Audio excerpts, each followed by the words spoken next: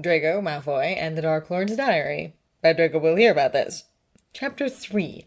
Bloody House Elves and Maniac Fathers. Hermione received the book with the instructions from the restricted section of the library because Lockhart was brainless and believed her feeble excuse about wanting to do research for his book. The potion, like Draco had predicted, was extremely complicated to make and required them to steal ingredients from Snape's personal store, which did not make Draco any more keen on the whole plan.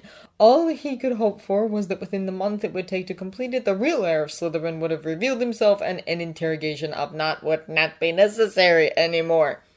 Draco was not sure if he was thankful or not that the first Quidditch match of the season, Slytherin versus Gryffindor, was edging closer.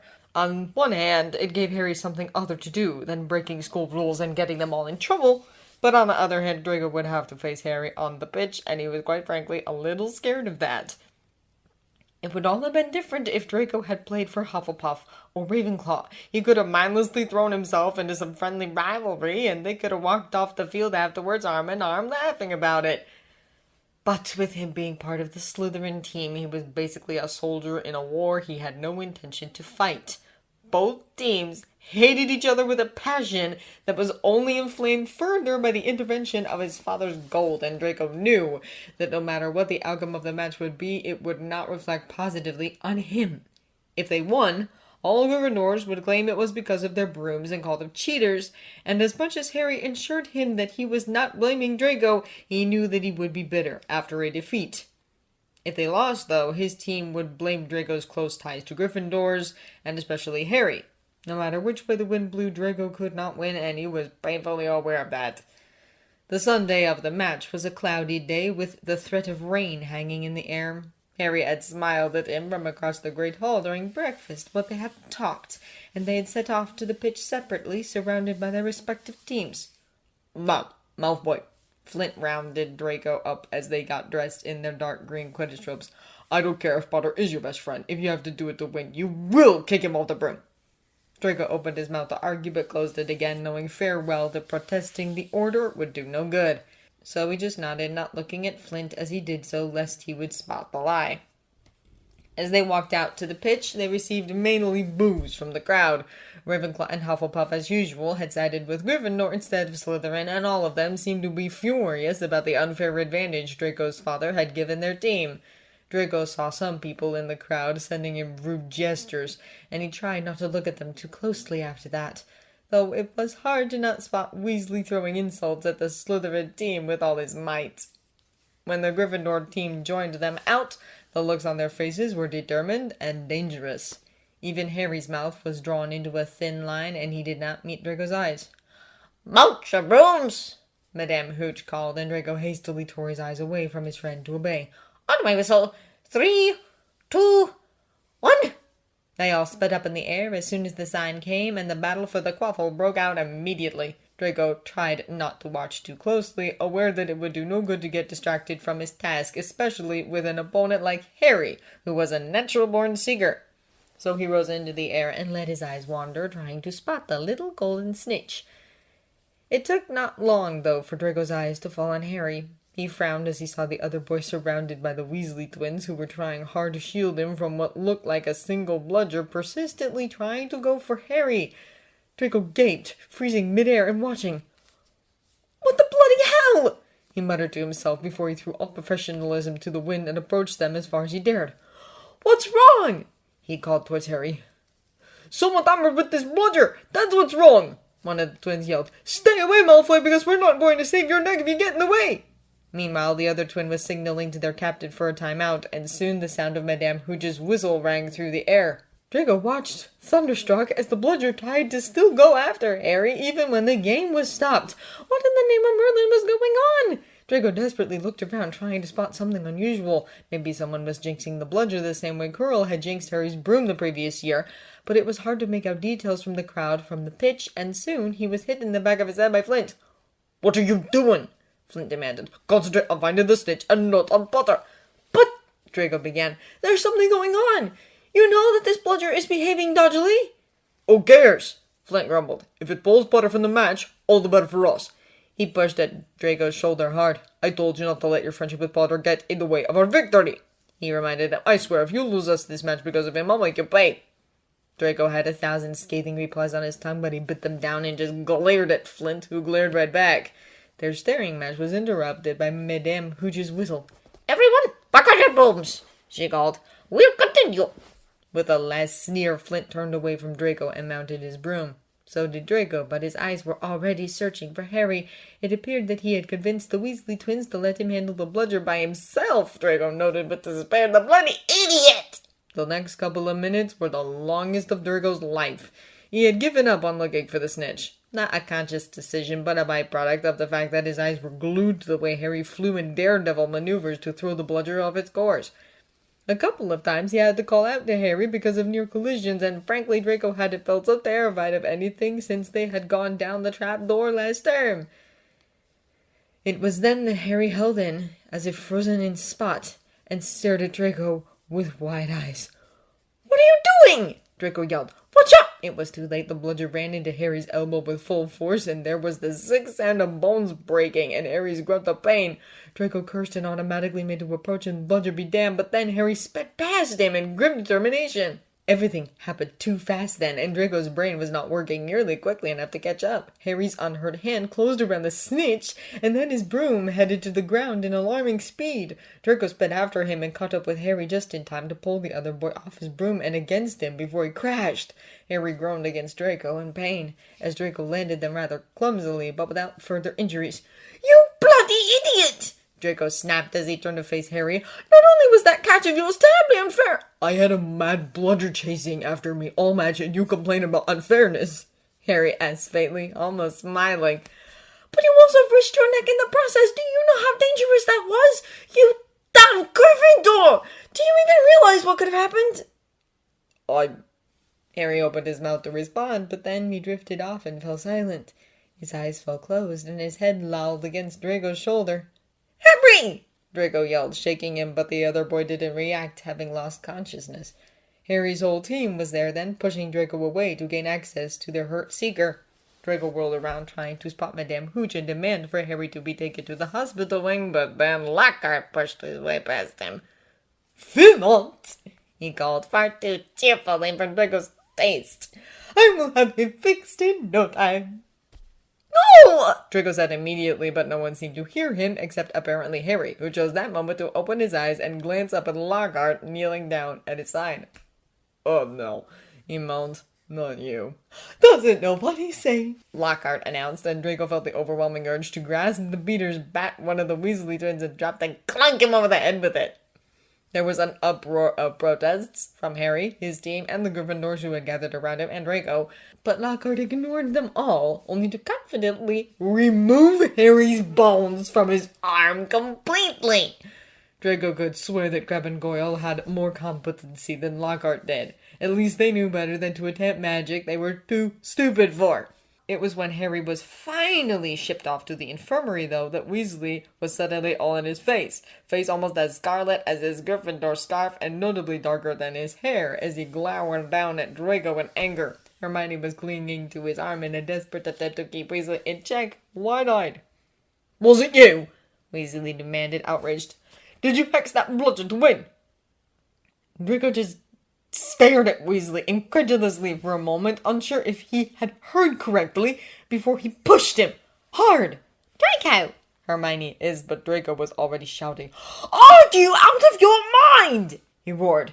"Do you really think I put Harry's life at risk to win a stupid Quidditch match? You complete—" "Who knows?" Weasley returned, if possible, flushed even darker. "After the way you let your father buy your way into the team." "I did not ask for this, you moron!" he called, and now Hermione had to hold on to him to make sure he did not hit Weasley.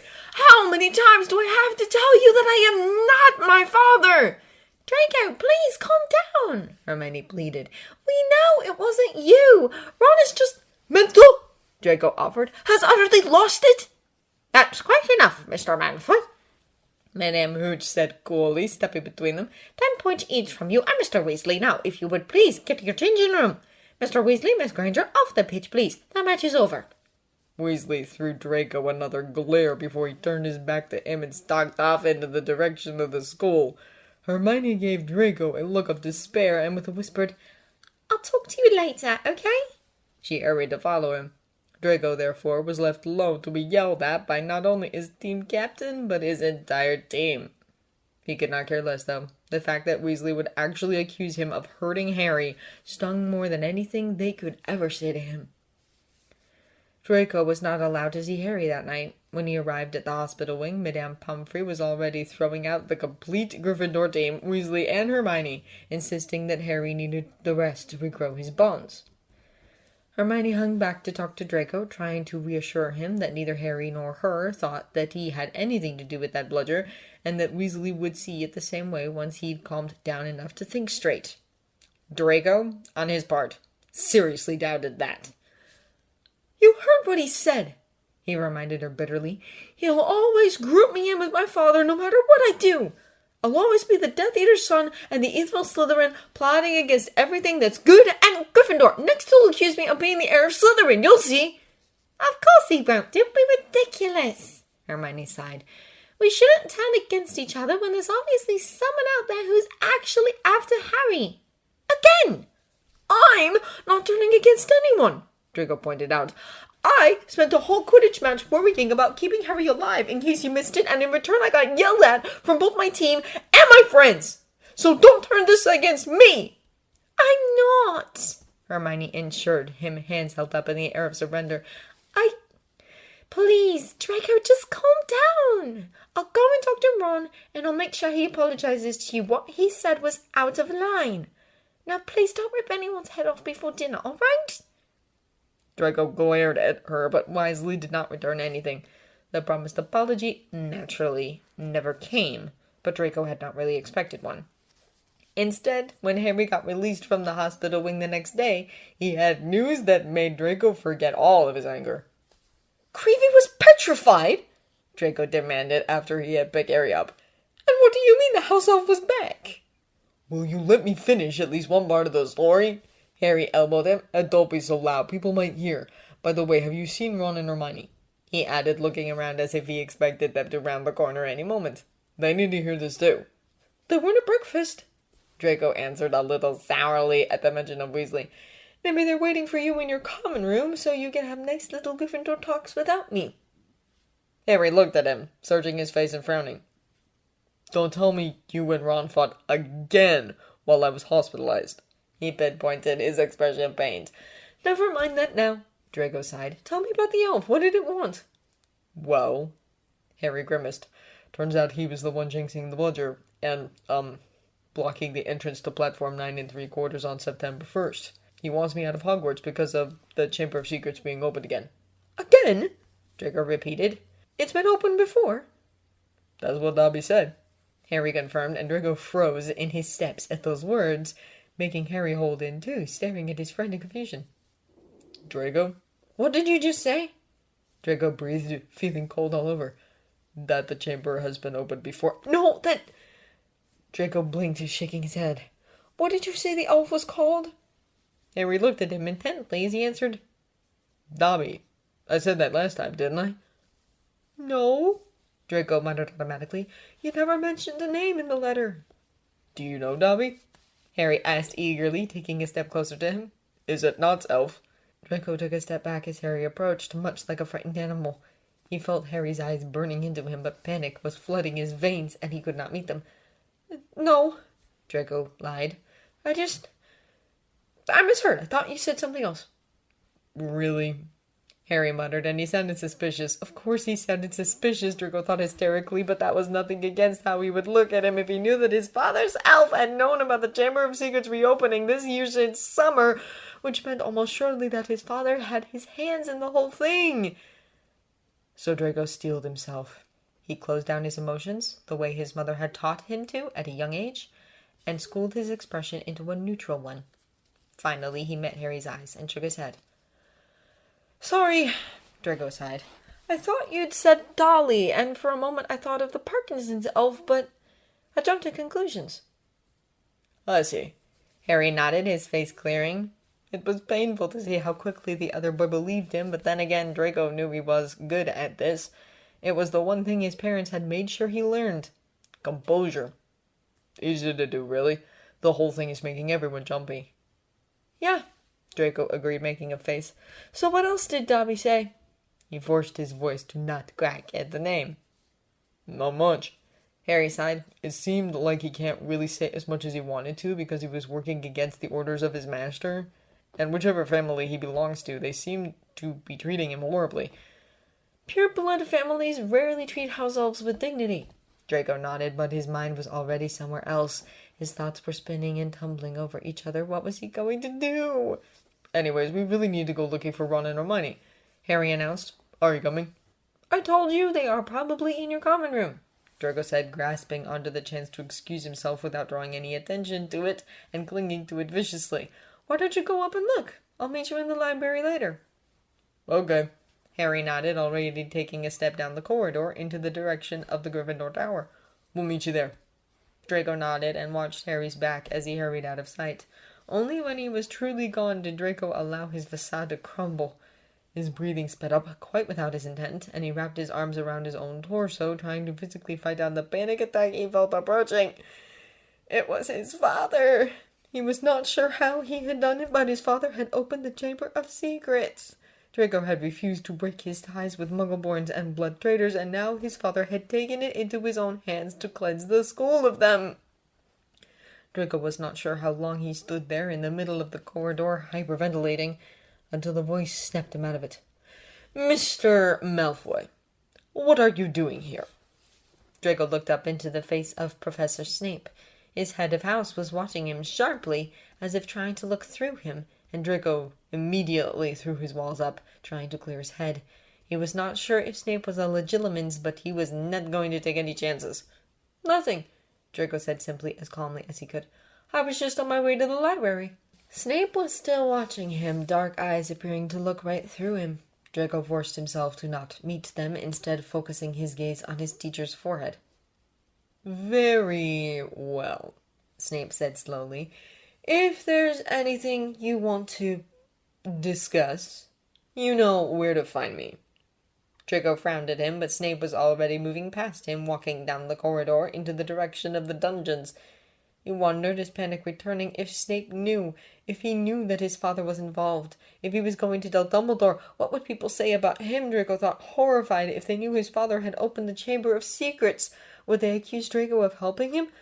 Of having known all along and not doing anything?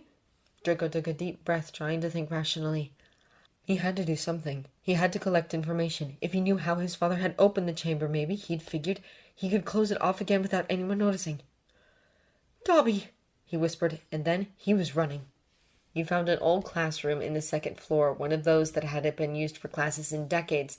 Quite sure he would not be interrupted here, he cleared his throat and spoke loudly into the empty room. Dobby, I'm calling you. It took a moment, but then, with a loud popping noise, the tiny elf appeared in front of Draco, looking up at him with his huge, fearful eyes. Master Draco is calling Dobby? He asked, his voice high and squeaky.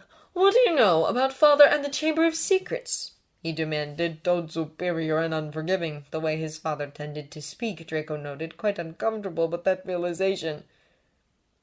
Draco's eyes widened almost comically, and he shook his head quickly. Dobby is not knowing anything, Master Draco, he insisted. Dobby is... Don't lie to me, Draco called. I know you've been to the house of Harry's relatives this summer. I know you bewitched the entrance to platform 9¾ at King's Cross to not admit Harry and Weasley. I know you hacked the bludger to knock Harry off his broom, and that you went to see him in the infirmary last night. You know something, and I order you to tell me. Dobby's eyes watered, and he idly fumbled with the dirty rag he was wearing in lieu of clothes, crumbling it between his fingers. Dobby cannot tell, Master Draco, Dobby whispered. Dobby was forbidden by Master Lucius to... I'm your master too, Draco cut him off, and you're going to tell me whatever it is he is doing, so I can stop him. Dobby looked taken aback at that, and his teary eyes wandered over Draco's face searchingly. Master Draco is wanting to help Dobby whispered. Master Draco is helping keep Harry Potter safe? Harry is my friend, Draco burst out desperately. Of course I want to keep him safe, and preferably not by knocking him off a bloody bloom or keeping him in a house he hates. But that's not all, he added. I'm not going to let Father just off people he doesn't like me befriending. I'm not going to sit back and watch him hurt or, worse, kill whoever he pleases. Dobby let out a wail and threw himself at Draco's feet. Master Draco, he sobbed. If Dobby had known that being Harry Potter's friend made Master Draco as noble as— I'll cut it out, Draco said desperately. Stop crying and tell me what it is Father is doing, will you? A cat and a boy have been petrified. If anyone knows that the source of these attacks is the Malfoy family— Draco cut himself off, shuddering. Just tell me, Dobby, he pleaded. How is he doing it? It's the diary, Master Draco, Dobby whimpered, still on the ground, wiping at his face. The diary? Draco repeated, nonplussed. The diary, he who must not be named, left in Master Lucius's possession. Dobby nodded. It's dark magic, Master Draco. Really dark magic.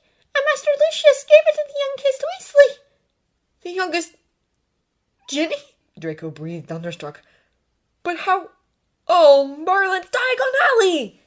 Yes, Dobby confirmed. He put it into her cauldron. No one ever noticed. And she is thick enough to use it? Draco demanded, outraged. I know she's Weasley's sister, but by Salazar— She doesn't realize, Master Draco. Dobby shook his head, looking despaired. She thinks it's just a diary that writes back to her. Which is not creepy at all, Draco commented sarcastically, running it through his hair. I need to get it back from her. Dobby looked up at Draco hopefully. Dobby could do it, Master Draco, he offered, and he got back to his feet at last, seeming eager to help Draco in that plot against his father. Dobby knows where she keeps it. Dobby can go get it. Do that, Draco nodded. Now, I'll wait here. Dobby nodded, and with another popping sound, the elf was gone. It took only a couple of minutes, in which Draco paced the room wall to wall, until the elf returned, a black leather-bound book in his hands.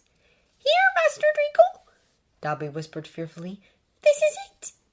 Draco hesitated for a moment, and then he reached out to take it. The moment he touched it, Draco could feel the powerful magic surging through it. It made him shudder. Okay, Draco nodded, taking a deep breath. Okay. He looked back at Dobby. Now, what do I do with it?